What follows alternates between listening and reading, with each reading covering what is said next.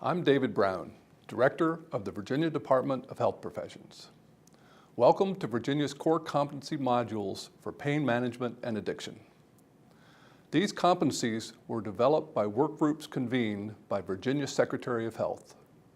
Over 24 experts in pain management and addiction compiled the essential competencies that Virginia's health professional students must acquire, not just our future physicians, nurses, dentists, and pharmacists, but the wide range of professionals who work with these types of patients. These modules, made possible by a Department of Behavioral Health and Developmental Services grant, present key parts of the competencies for use not only by our schools, but by practitioners already in the field. Thank you for your careful attention to this important information.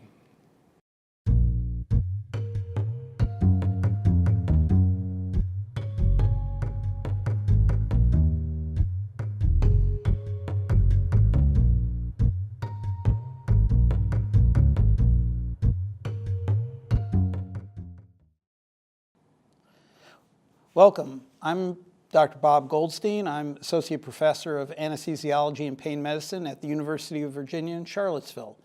I'm the Medical Director of our Pain Management Center and Division Chief of the Pain Division.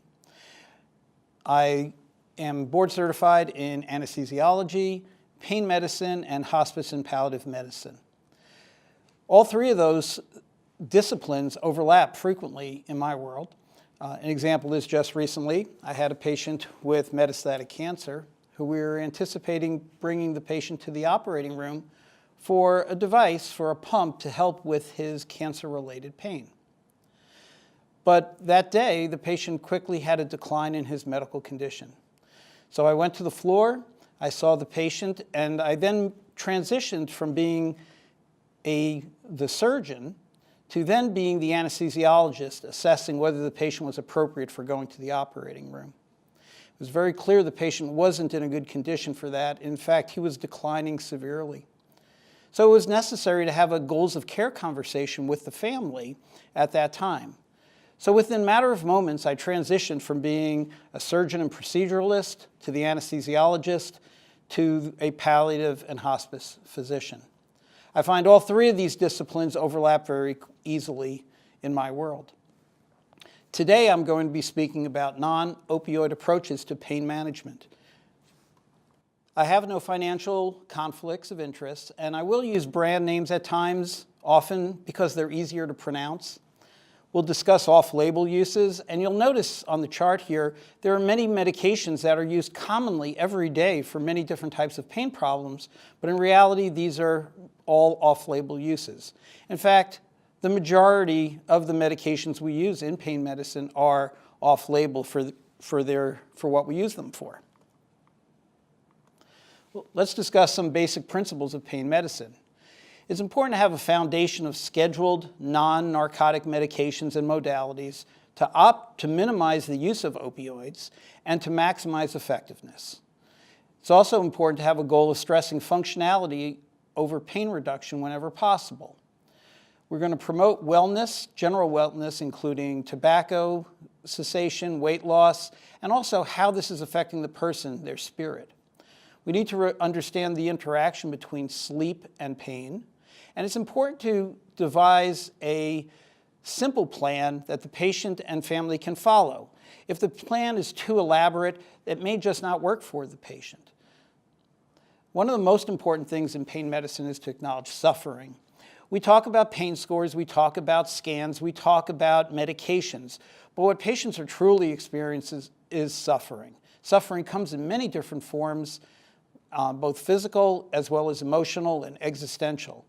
I find that when you address and acknowledge and validate that patients are suffering, almost even more so than their pain, this creates an opening to have honest discussions about how they're doing and what therapeutic approaches we can take to help them with their pain. In its most simplistic form, pain can be grouped into different characteristics, such as somatic pain, which often has an aching or sharp or throbbing sensation. It's sometimes a little more localized, whereas neuropathic pain takes on a burning, shooting, lancinating, electrical, tingling sensation, is somewhat localized, but maybe a little bit larger. And another form is visceral pain, which isn't listed on our slide. But this tends to be more abdominal and visceral and tends to be a little less specific in location and can be a little more crampy. Using this designation helps us with guiding some of our approaches regarding medications. While indeed most pain has some somatic components as well as neuropathic components and vice versa, if we utilize medications from different families, we can help maybe find the right fire extinguisher for that type of fire. So for example, tricyclic antidepressants tend to be more effective for neuropathic pain than somatic pain, whereas opioids tend to be more effective for somatic pain than neuropathic pain. Anticonvulsants tend to be more effective for neuropathic pain. Steroids are even. Antiinflammatories more so somatic. Local anesthetics are equally effective. Clonidine, an antihypertensive, can be used for neuropathic pain. SSRIs have very little value for pain. They do help with depression and are very valuable for that, but they do not reduce pain. And SNRIs such as Duloxetine can be helpful for neuropathic pain and somewhat helpful for somatic pain.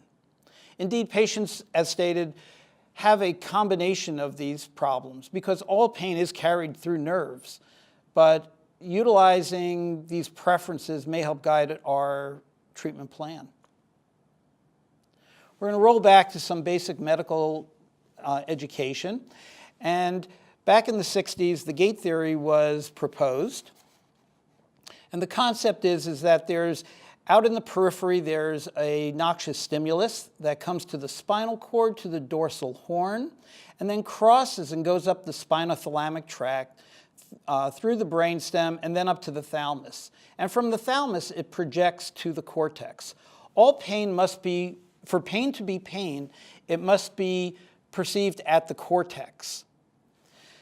But what we've also learned, though, is that there are descending inhibitory pathways. These come especially out of the limbic and midbrain centers, your mood centers. It helps explain why relaxation techniques, why Lamaze can be helpful, why also if you have severe depression, and if you are sleep deprived, or if you in general feel unwell, why pain will feel worse. What happens is that there's pain transmissions coming in, they're coming to the spinal cord, they're going up, then there's inhibitory pathways coming down. And what ends up happening is at different places in the spinal system, especially in the dorsal horn, there's something called summation, which means that these excitatory messages and these inhibitory messages meet, and then they adjust each other and modulate each other. So the final product that comes up to your brain is the summation of that experience. The term neuromodulation is used to help explain ways to alter pain transmission and pain messaging to the brain. The alphabet soup you see on your slide there are the number of different medications that work out in the periphery as well as in the spinal cord or maybe up in the brain. But if the end result is that we change the pain or modulate the message, then it will hopefully result in a decreased pain experience for the patient. This can be done with medications. It can be done with relaxation techniques. It can be done with exercise. It can be done with electrical stimulation. And we're going to talk about many of those different approaches. While reducing pain is a very respectable goal, it's important to acknowledge with patients the importance of improving physical function, reducing psychological distress, and reflecting upon their overall quality of life. We tend to focus a little too much on pain scores, but we need to look at what's the impact of pain on their life, pain interference, one might say. The other thing that's very important is always to come up with a diagnosis, to have something, a working diagnosis that helps explain the patient's pain experience. So when approaching a strategy for addressing someone's pain, I often explain to patients it's similar to, our strategy is similar to a chair. If you have the multiple legs of the chair, Each leg has different characteristics. So for example, first leg may be medications, and there are many classes and options there.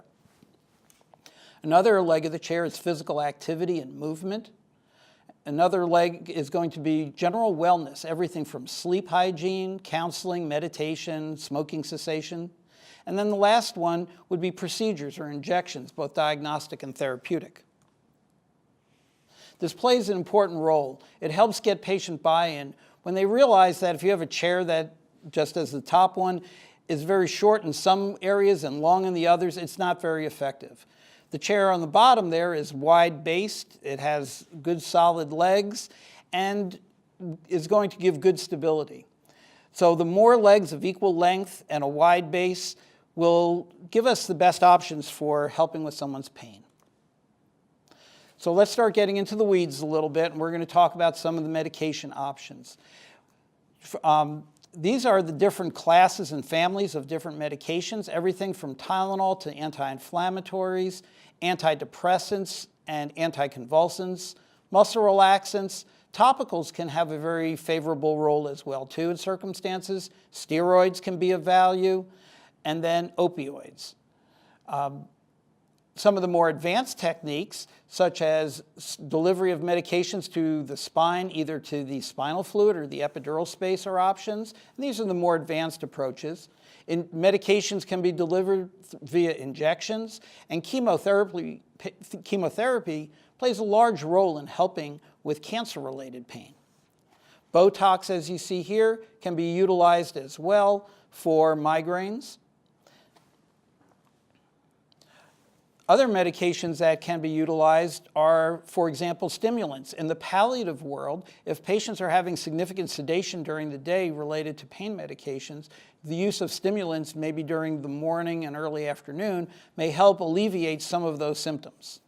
Ketamine is utilized in the operating room as an anesthetic, but it also has a role outside of the operating room. It can be used for opioid sparing, both in the operating room and outside the operating room. It's included in topicals, and it's also used to help with pain from a neuropathic pain condition called complex regional pain syndrome. As for cannabinoids, we'll talk further about this later on in the talk, but they are taking an emerging role. Benzodiazepines do have a role for anxiolysis, but we try to avoid them for sleep, and certainly caution must be utilized when they're mixed with opioids or other sedating medications. Some of the topical medications, such as capsaicin, which is the active ingredient in hot peppers, can be utilized in a patch version for treating postherpetic neuralgia and in much lower concentrations for peripheral nerve pain. Another receptor is the NMDA receptor, and we're continuing to find medications that hopefully work at these areas. And then there are other advanced approaches using calcium channel blockers and other creative medications for very selective patients.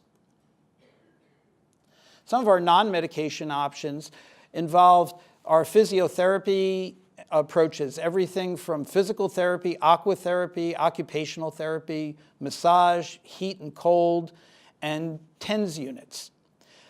Chair-based exercises are a wonderful option for patients. If you go online and you look under chair-based exercises for the elderly, there are programs and exercises that patients can be doing at home. Many patients say, well, I can't exercise, I can't move, because they perceive all exercise as being in a treadmill and being at a gym. But with chair-based exercises, it can be as simple as lifting small objects as small as a can of soup repetitively, placing some light weight on a knee and lifting legs. And it's an easy way to increase activity, to burn calories, to get aerobic conditioning. And it's a good way to get patient buy-in of more of what they can do than what they can't do. Psychological support groups, meditation, pastoral care, and spirit care have great value.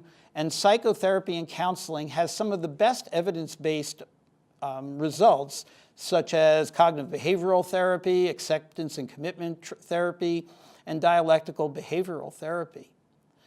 Meditation, even once a day for 20 minutes, has been shown that it reduces suffering.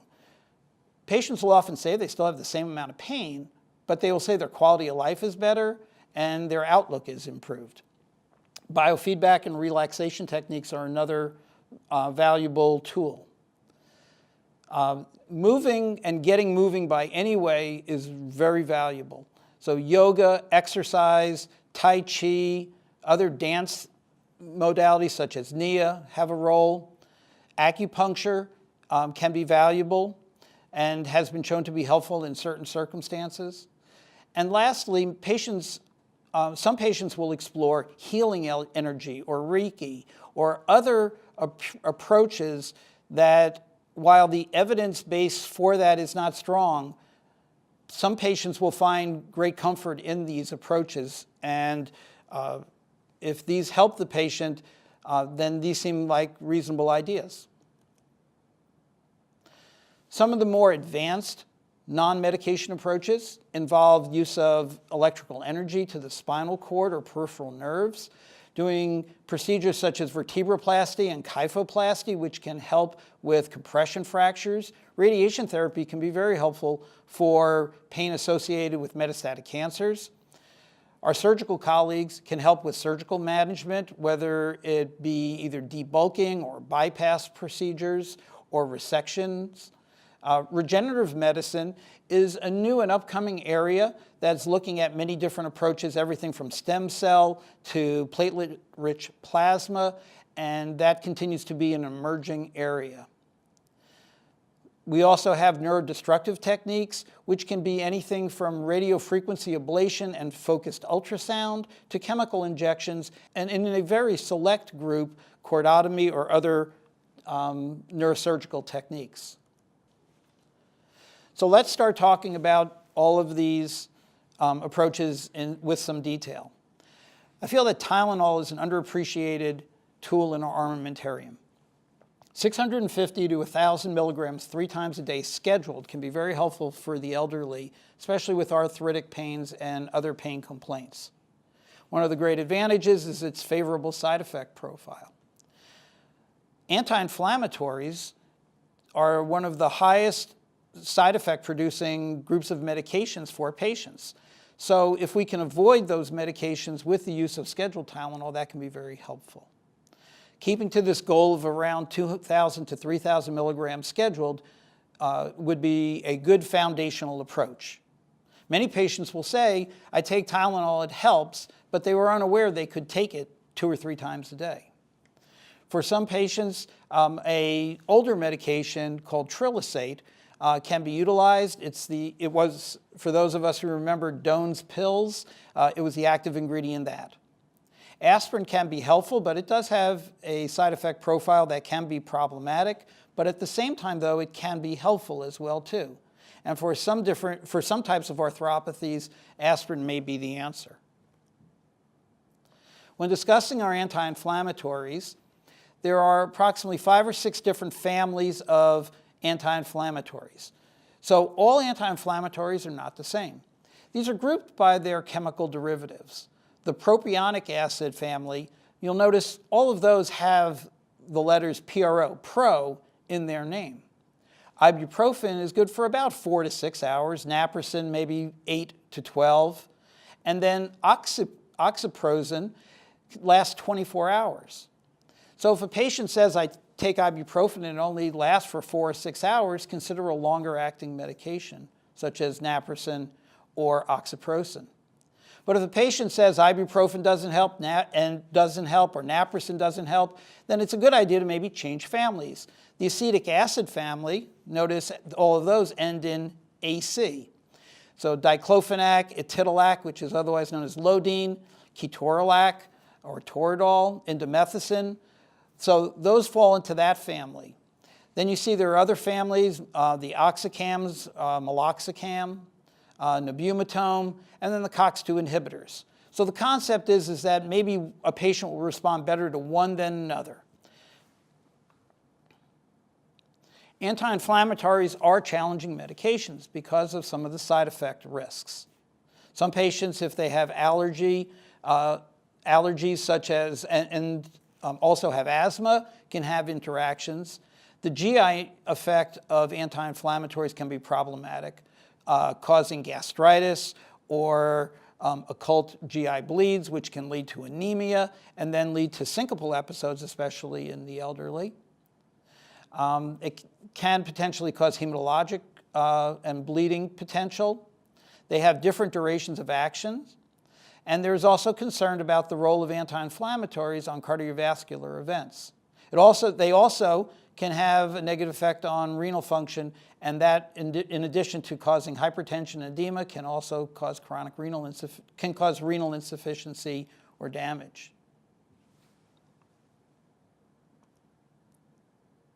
So next we're going to talk about antidepressants. The three families of antidepressants are listed there: tricyclic antidepressants, serotonin-specific reuptake inhibitors, and serotonin norepinephrine reuptake inhibitors.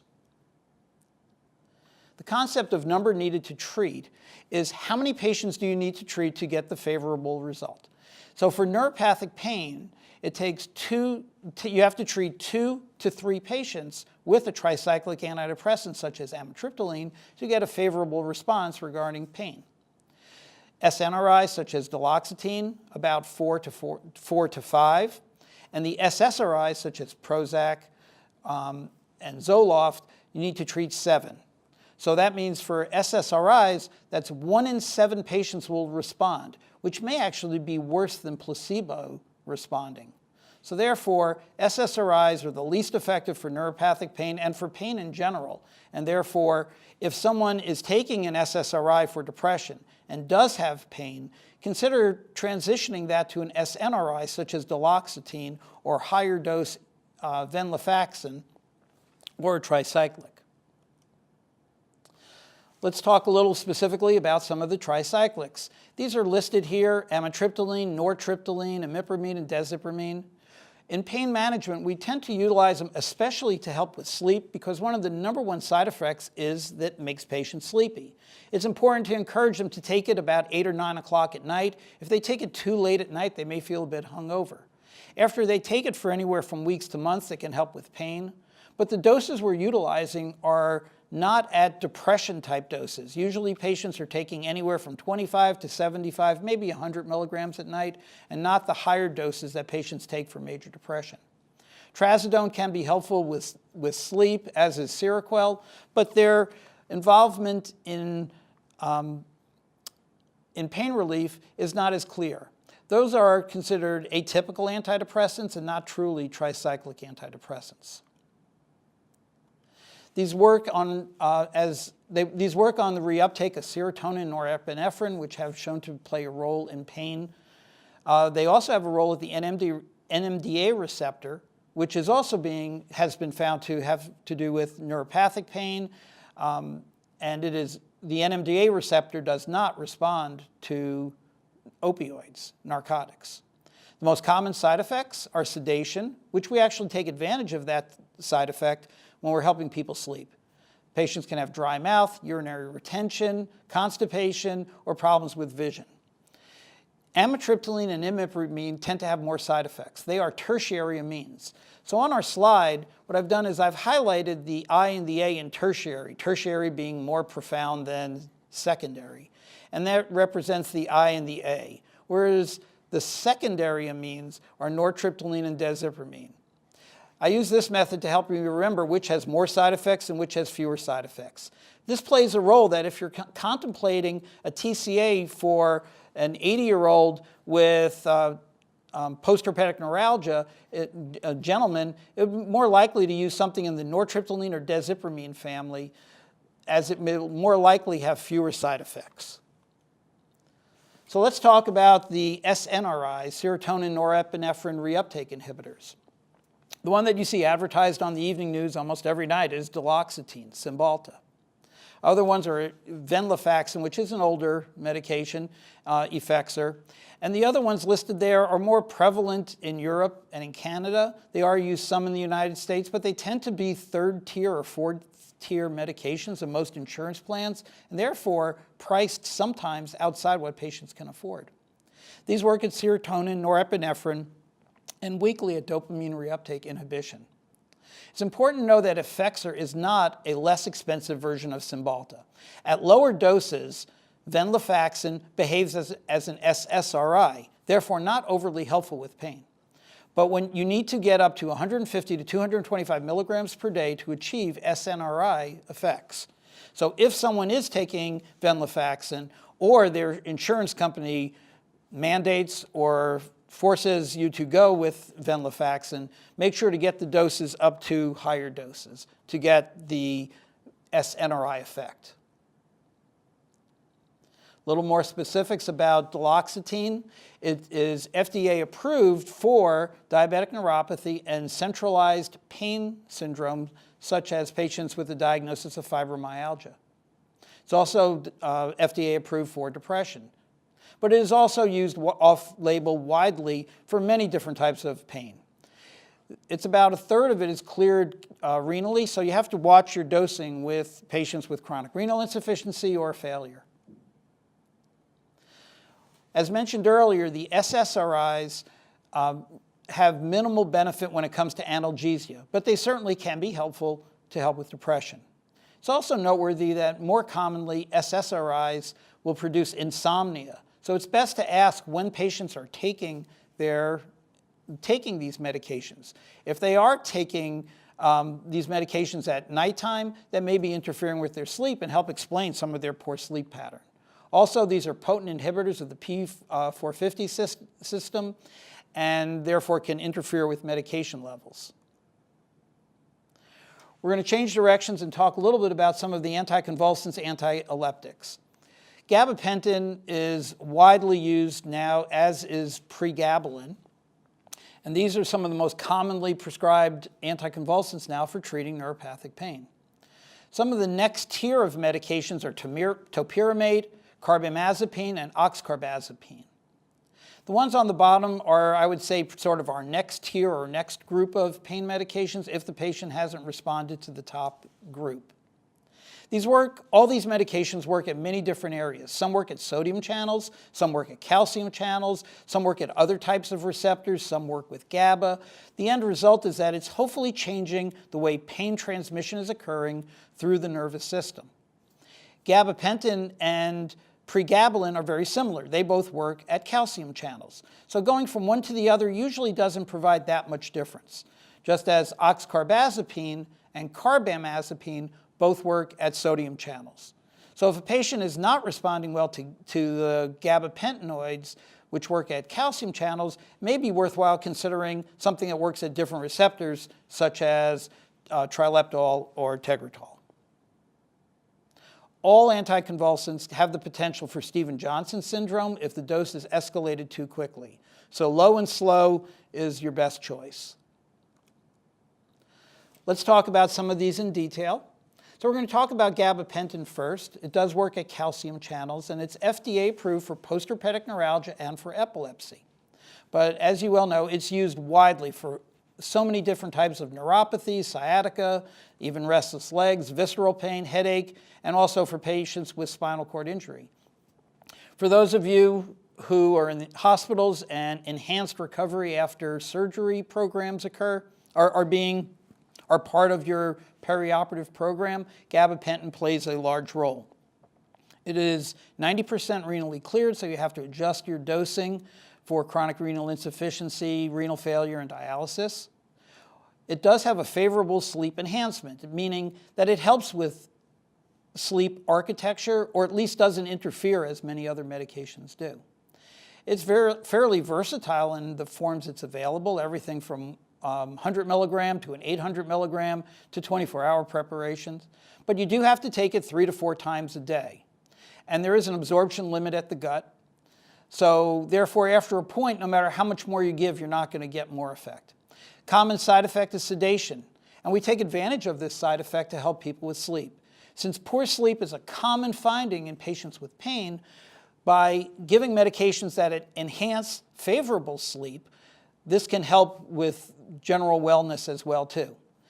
It is common for patients to maybe take 300 milligrams in the morning, 300 milligrams midday, and either 600 or 900 milligrams in the evening, no later than 8 or 10 o'clock at night, to help therefore with sleep and also maintain blood levels.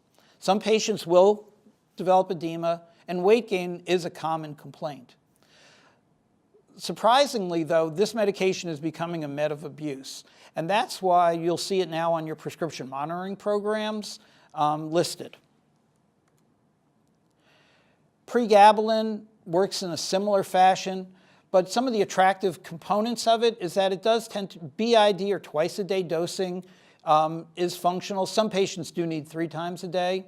Some patients will experience euphoria. That's why it's considered a Schedule 5 medication. Previously, we had to give all prescriptions in paper form or call it in, but now we can e-prescribe it.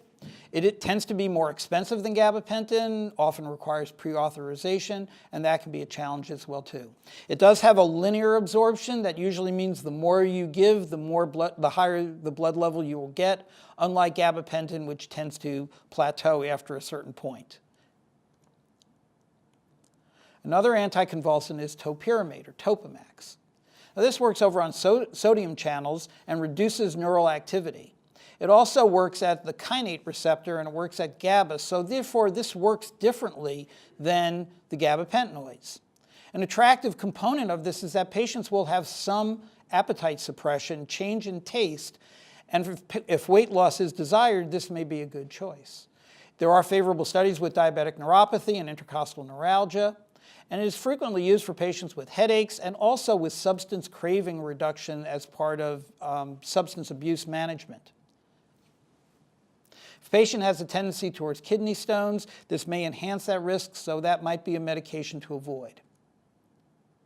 Oxcarbazepine, trileptal, is a cousin of Tegretol. Tegretol has been around for many years, but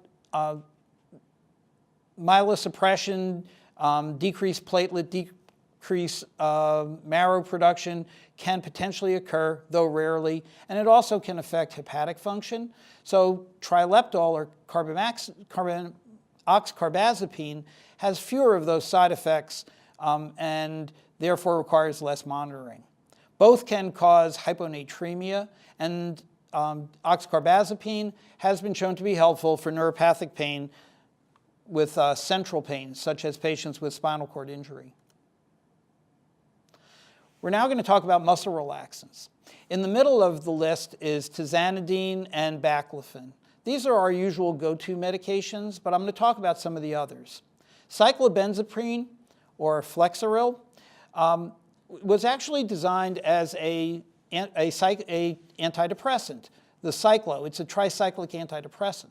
So it works on serotonin and norepinephrine reuptake. This can be sedating, and that may be a limitation to this medication. We tend to utilize tizanidine and baclofen more so, and those are in the middle. Some of the next tier are scalaxin and robaxin. We avoid Valium and Soma. Valium, there are a couple of circumstances where it's particularly valuable, though. If someone's having baclofen withdrawal, diazepam can be very helpful. The other circumstance is that in the postoperative period, if someone's had extensive spine surgery and lots of back spasm, IV Valium can be very helpful for that. But diazepam has many metabolites. It has you could almost say it's a very dirty medication. It stays around for hours and hours, even days in some cases. And of course, the benzodiazepines have an addictive potential. And lastly, their interaction with opioids can be dangerous as well too. So it has a very reserved use. Soma is one that we really try to stay away from. It has an active metabolite, meprobamate, which is addictive potential as well too. Discussing tizanidine, it works both at the spinal and the supraspinal levels. It inhibits excitatory neurotransmission in the spinal cord. It decreases hyperexcitability in muscles, and therefore it can be helpful in those ways towards reducing muscle tone. Because it works at alpha-2 adrenergic receptors, it has a clonidine-like effect and can also help with pain potentially. It comes in different varied doses. It's a scored tablet. It can be broken up into smaller dosing, which makes it easier to work with. Baclofen works in different ways, and it works at GABA receptors. It does have a favorable side effect profile, can have some sedation with it, and GI problems are the most common. It can also be administered in pumps that deliver medication directly to the spinal fluid, baclofen pumps, and these can be very effective for treating spasticity of either spinal cord or supratentorial origin, such as spinal cord injury, multiple sclerosis, traumatic brain injury, cerebral palsy, or stroke. So we're going to shift gears from some of those type of medications to use of topical medications. Topicals come in many preparations, everything from patches to gels and ointments to creams and sprays. And there are commercially available forms that you can get at your local store, or they can be prescribed. That include local anesthetics to NSAIDs, capsaicin I mentioned earlier. A lot of the patches you have, or a lot of the over-the-counter, have menthol or menthol salicylate. And cannabinoids, depending upon where you live, are playing a role in some of the ointments or creams or sprays that people utilize. Another type of topical is a compounded ointment that requires a compounding pharmacy to make. They'll often take many of the medications we've mentioned before and two mentioned coming up and mix them together. These can usually be used in a fairly local area, and it's best if they're in a lipoderm base. Tends to have the best absorption. They can be expensive, and insurance issues can sometimes be problematic. An example of the use of topicals is a patient has post-herpetic neuralgia, and this is someone who had shingles and then developed a pain condition afterwards that can persist for months or years. It's very painful. Even the touch of their clothes on their body can be excruciatingly painful. And what this procedure is identifying the painful area, anesthetizing the area, applying a patch with a very high concentration of capsaicin, leaving it on for a period of time, and this will help for approximately 3 months for patients. Another class of medications are the NMDA antagonists. What we're finding is these play a role in nociception, meaning pain, opioid tolerance, opioid-induced hyperalgesia, which is more pain when patients take more narcotics, which seems to be counterintuitive, but these receptors do not respond to opioids and therefore let pain transmission flow more freely. They also play a role in neuropathic pain. So these medications can play a role in reducing opioid needs. We use these extensively in the operating room and in the perioperative period, most specifically ketamine. You see another number of other medications listed there, and we're trying to find their role and find the right dosing for these. Methadone, an opioid, does have some mild NMDA antagonist activity and is theorized to possibly be better for neuropathic pain than other opioids. And an older medication, levorphanol, may have that characteristic as well. Looking to other medications in creative use, lidocaine, a local anesthetic that's used for most infiltrating in the skin, for doing sutures or such, can be utilized by continuous IV infusion. ERAS, or enhanced recovery after surgery, which are protocolized approaches to help speed recovery and reduce opioid use in the perioperative period, that lidocaine has become an essential portion of those protocols. It's shown to have opioid sparing, it reduces inflammation and reduces the inflammatory response, and helps to reduce pain during the time of the infusion and then afterwards.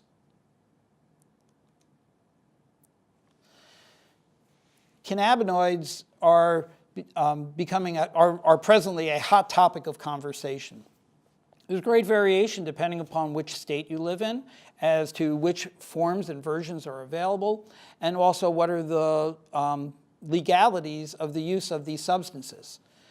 The cannabinoids, there's two main components, which is CBD or cannabidiol and THC. THC is the psychoactive component of marijuana, and then there's also the CBD. Cannabinoids can be delivered by smoking, by vaping, eating, by elixirs, oils, gummies, topicals, many different ways.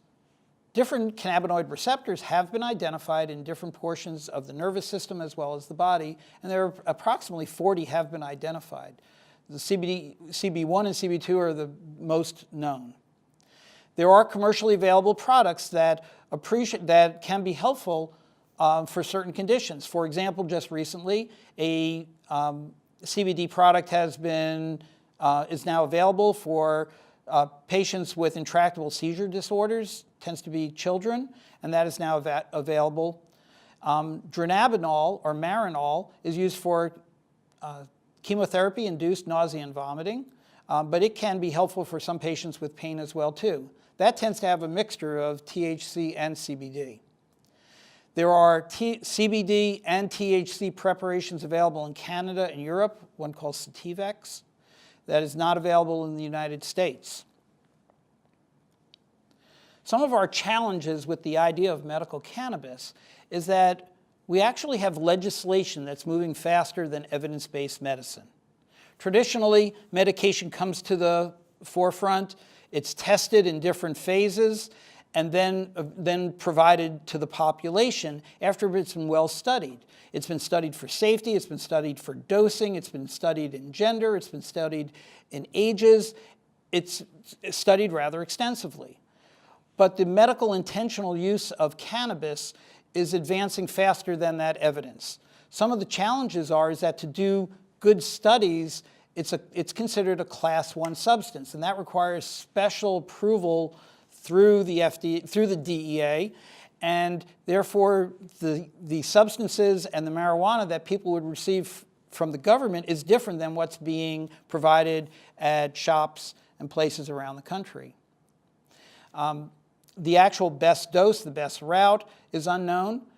Does CBD alone versus CBD with THC and together help the most? When is that the best? And what ratio should there be? 1:1, 1:20? We don't have those answers. There's product variation because this comes from a plant, and no two plants are the same. Many of the medications I mentioned earlier, it's easier to have consistency about those medications, but because they're more chemicals. But when you're plant-based, that becomes more challenging. As I mentioned, the dose-response expectations are presently unknown and unclear. An advantage is there are multiple routes of administration, and that helps for creativity. But there are safety concerns of other substances in the preparations and routes of administration. What is the long-term effect of inhaling these? What about solvents that may be mixed? What kind of carriers could be in with these substances? And what are the long-term effects both on neural development and on chronic use? So I think this is a very exciting area. I think we need more research and we need more understanding of best practices for dosing and consistency and safety. So each state is a little different in its approaches, and I look forward to seeing how this evolves, and I hope that our evidence base can catch up with our legislation. We're going to shift to another leg of our chair. We're going to talk about some of the different procedures that are available that can be utilized both diagnostic and therapeutic. Local anesthetics can be injected, also potentially adding steroids for anti-inflammatory effect, and even neurolysis, which can be done with chemicals or such as alcohol, or radiofrequency, which is thermally heating or damaging a nerve intentionally to alter pain transmission. Very common procedures are epidural steroid injections. These are utilized when patients have spinal stenosis or sciatica due to nerve irritation in the spinal canal.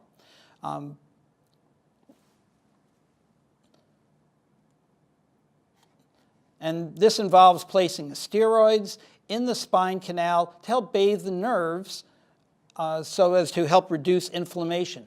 It doesn't eliminate the bony changes, but hopefully if the nerves are swollen and then we can reduce that swelling, then there will be less irritation and less pain. Trigger point injections can be used for myofascial pain, joint injections, whether it be the hip, knee, shoulder, and other areas. We can do different types of blocks around the spine in the cervical and lumbar region to joints that are called the facet joints.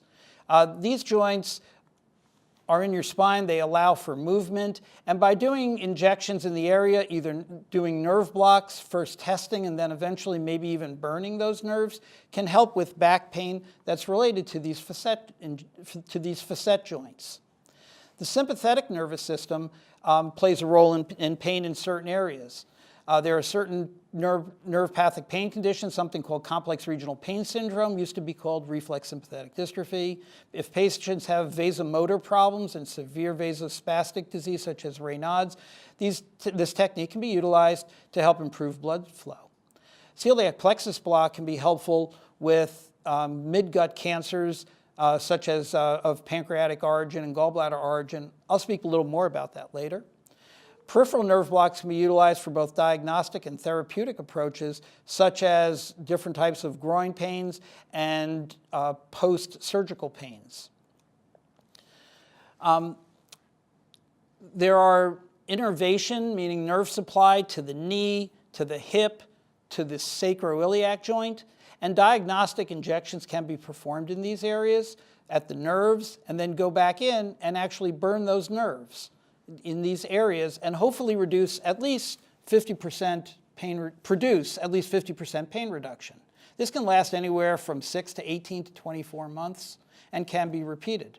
Often these are done in patients that surgical options, they're either trying to hold off on doing surgery or maybe due to comorbidities, they did not feel that the patient would be a good surgical candidate.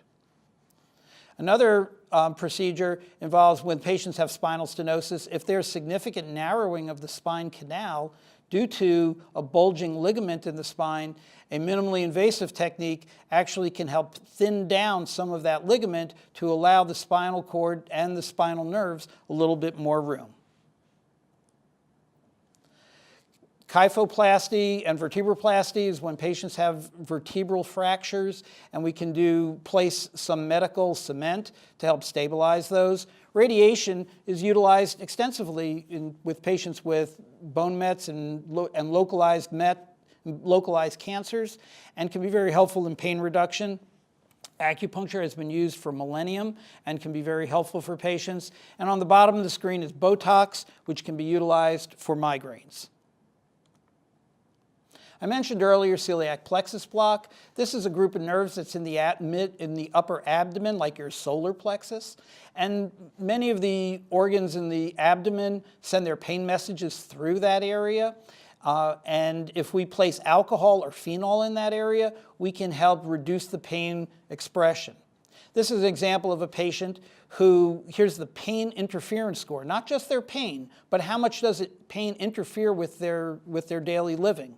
And after their block, see, we were able to reduce their pain interference by 50%.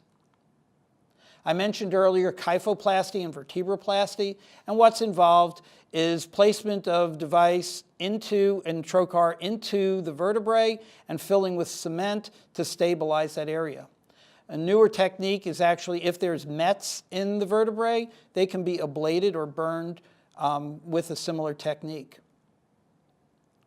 Another very advanced, now we're talking a fairly advanced technique, which is targeted drug delivery.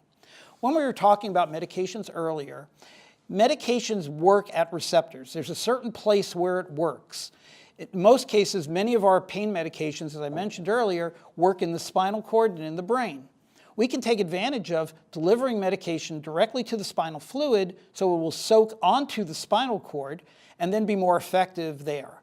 So for example, here, why give a medication to the entire body when you can deliver it directly where you want it to go?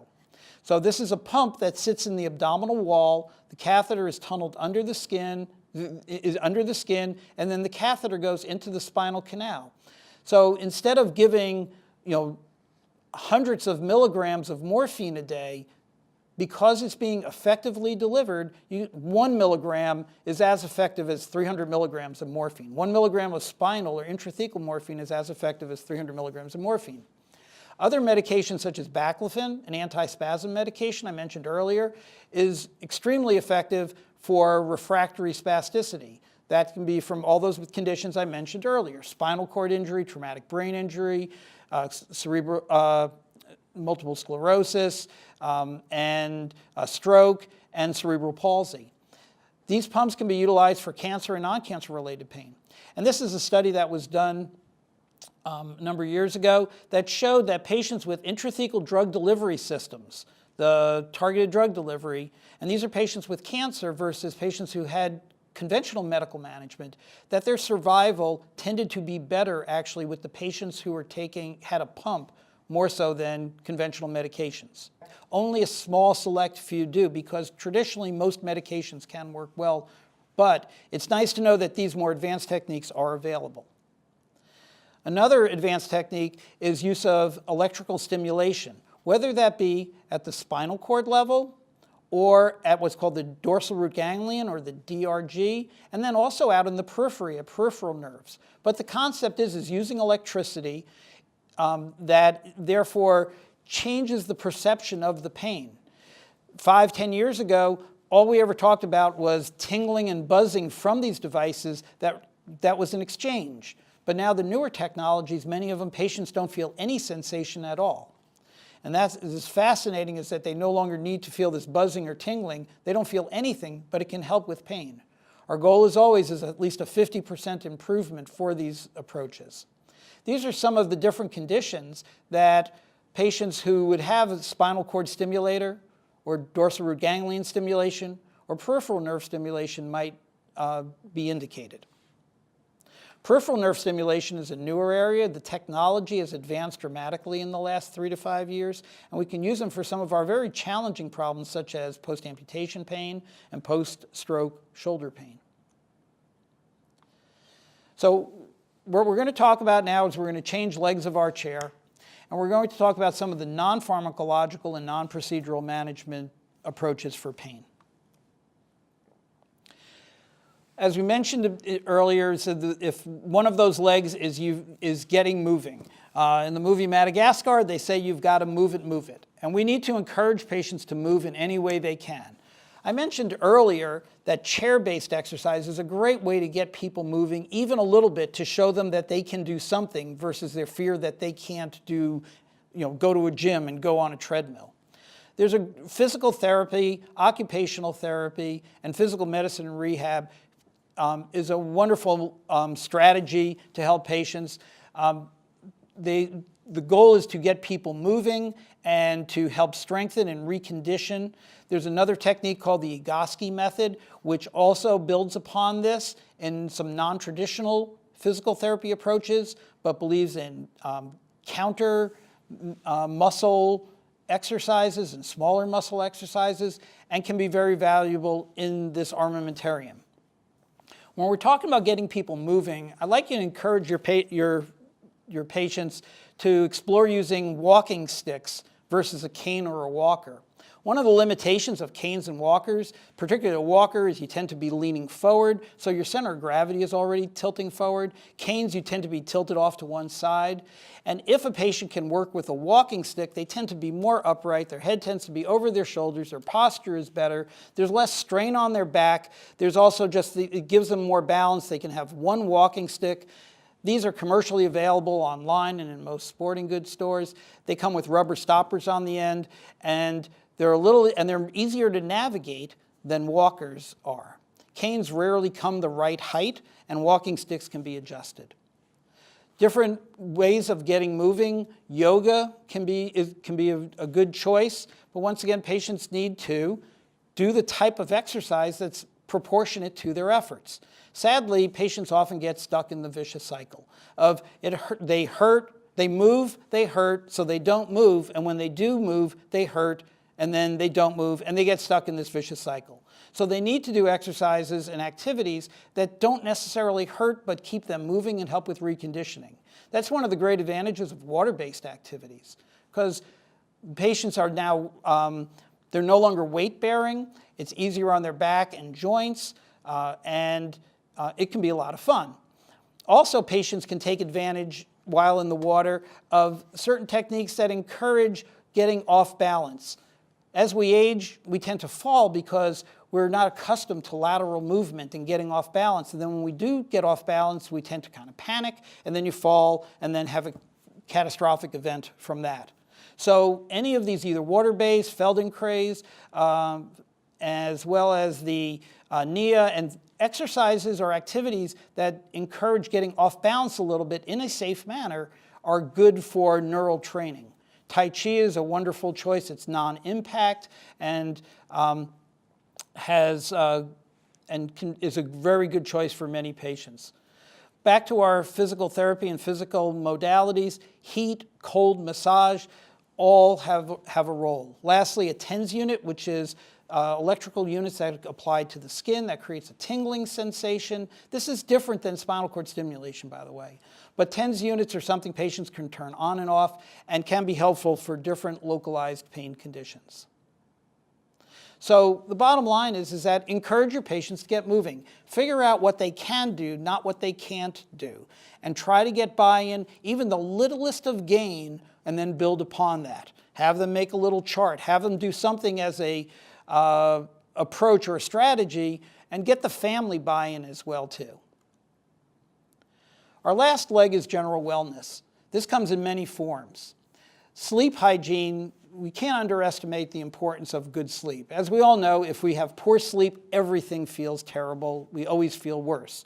So it's always important to do a sleep inventory when talking with patients. As for tobacco, it's been shown that people who smoke have more pain problems. People who smoke have poor surgical outcomes, especially with spine or joint surgeries. They also have more wound problems, more wound infections, and wound falling apart. Their spines age faster because just as tobacco causes robbing of oxygen and nutrition to the heart and the lungs and all the organs, so too to the spine and to the discs, and so degenerative changes happen faster. So all goals that help with tobacco cessation are very valuable. You can't undo the damage that's been done before, but at least you can maybe slow the progression of degenerative changes. Also, if a patient stops smoking, it's not like they're suddenly going to be pain-free. But it's important to really encourage smoking cessation, not to mention the financial benefit for patients. Weight management is a challenge because if a patient has difficulty moving, and as we age, weight can be problematic. Patients grapple with weight through all generations. And this is a very delicate subject for patients as well too. So we need to have supportive approaches towards weight management between nutrition and all different types of ways to get buy-in and to encourage them to participate in this, and so that they don't feel they're being blamed or being challenged for their weight, because they're not going to get buy-in. And as we all know, weight loss is beneficial for so many medical as well as degenerative reasons. A very important portion of our wellness leg of the chair is psychotherapy. Psychotherapy counseling has some of the best evidence-based medicine results for helping patients with pain. Biofeedback, relaxation, meditation techniques, cognitive behavioral therapy, and dialectical behavioral therapy have some of the best results in research for them. As I mentioned earlier, things such as meditation, just meditating for 20 minutes a day, has been shown to reduce suffering and improve quality of life. Pain psychologists can play a large role in helping. Unfortunately, though, finding a pain psychologist can be challenging. So it's important to find psychologists and counselors, whether they be licensed social workers or other forms of counseling that have interests and have special training in pain. This can be clergy, it can be all forms of counseling, but there are special techniques that have been shown to be very valuable. It is essential to, in your program or in your communities, to find those resources for patients. This can also be helpful in support groups. Support groups for patients with pain have shown that they give patients who have pain tend to get a bit isolated. They tend to sometimes be a bit hermits and avoid social contact.